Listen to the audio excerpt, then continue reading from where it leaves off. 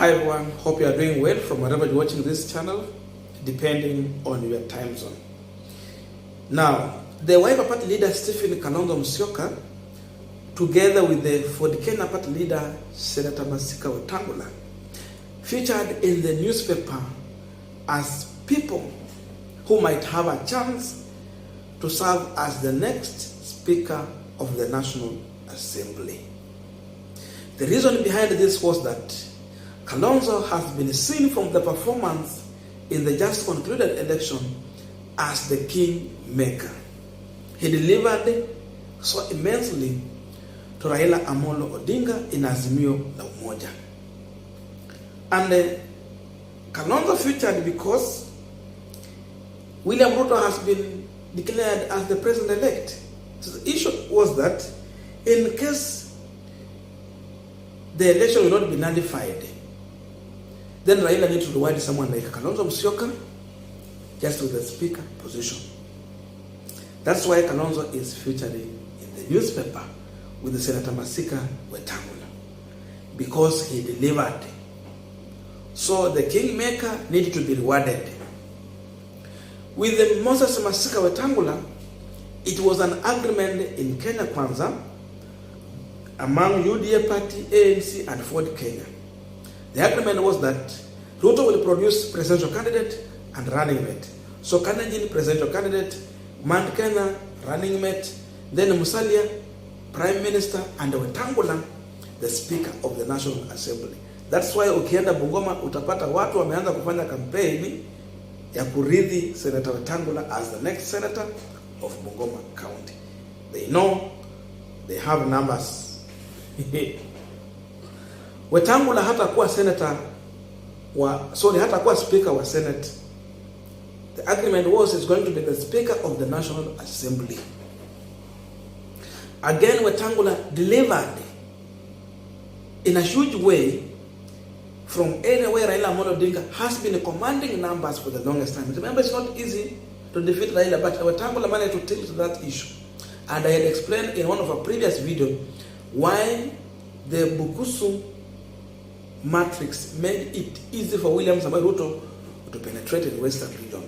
How Bukusu has been always played the politics, and the Wetangula factor in Bukusu politics. So Wetangula delivered more.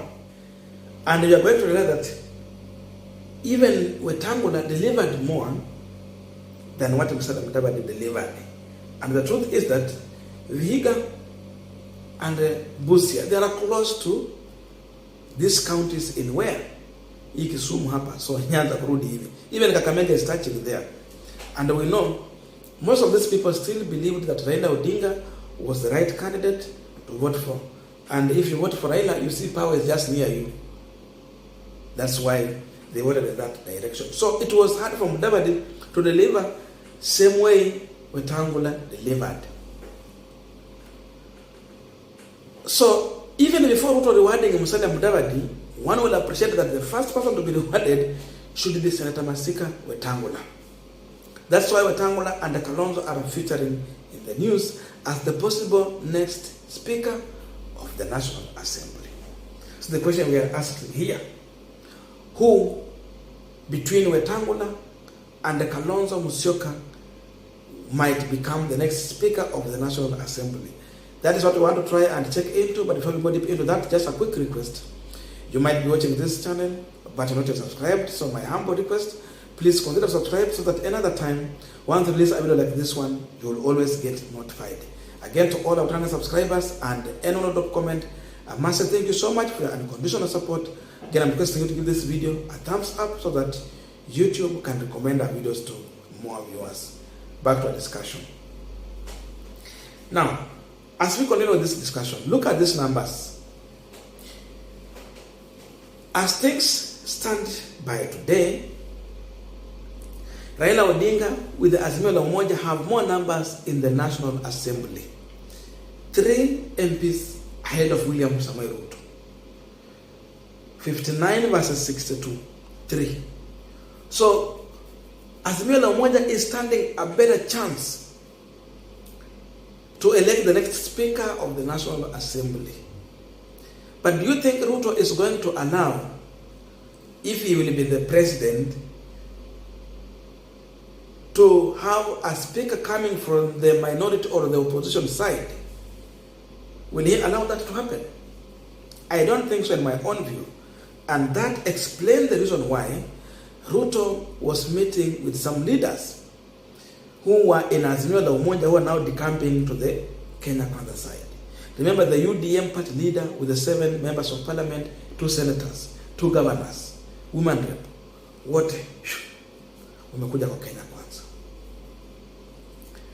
We have other UPIA party.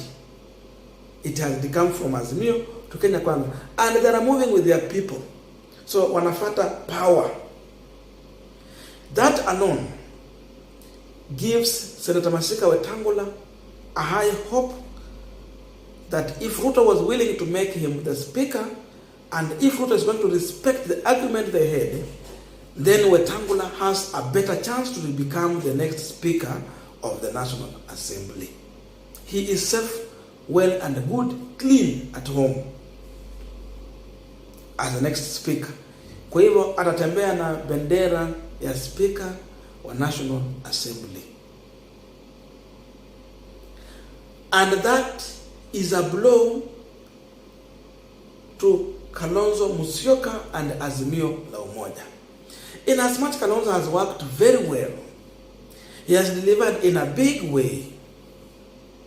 The issue is that if Raila will not be the next president, assuming that election will not be nullified, then Kalonzo hatima yake inaishia hapo ya kuwa speaker.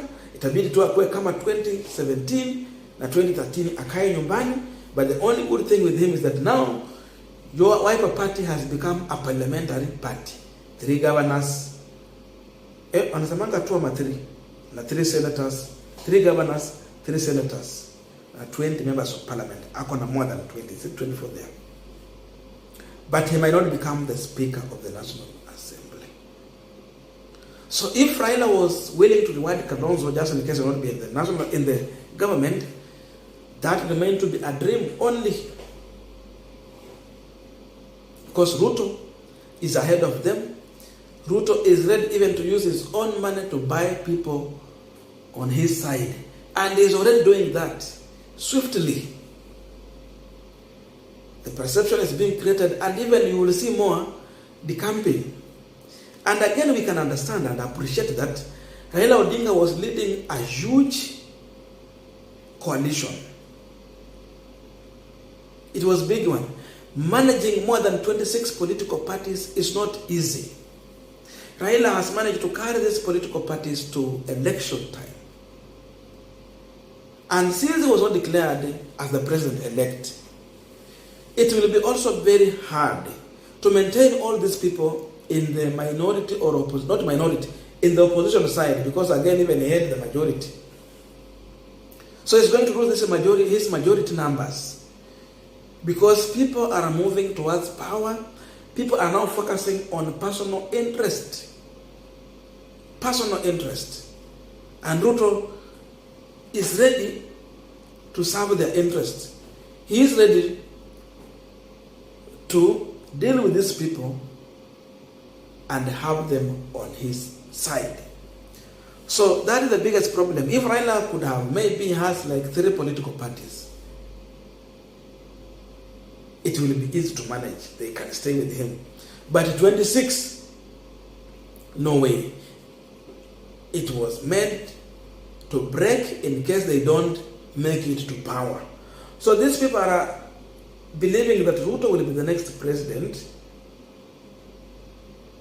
soon. That's why they're moving toward that direction.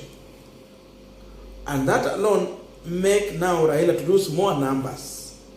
It make Azimio now to lack the numbers they had in the National Assembly. Look, even some senators, now there are 3 that are moving from Azimio to Kenya Kwanza. Already Kenya Kwanza had 24.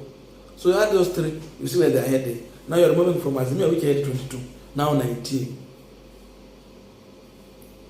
Maybe ODM will remain na hizo zao. Because it is the second largest party after UDA party in terms of all the elective seats across the country. UDA comes first, ODM second, Wiper, Jubilee 3, Wiper 4. ANC wamepotea, Ford Kenya Party imepotea. At least last time walikuwa somewhere. ANC ilikuwa inafuata Wiper. So hizo hata kama wanafuata so much distance far away. So Senator Masika Wetangula is a possible Speaker of the National Assembly. That is exactly what is going to happen. It is going to work in his favor. I don't know what to think about this, but that's my view. Otherwise, thank you so much for listening to me up to this far. May good God bless you. See you in our next video. But you can reach out to me on 0795 95 80 63. That's my WhatsApp number. Another WhatsApp then, if you have anything to share out with me. See you in our next video.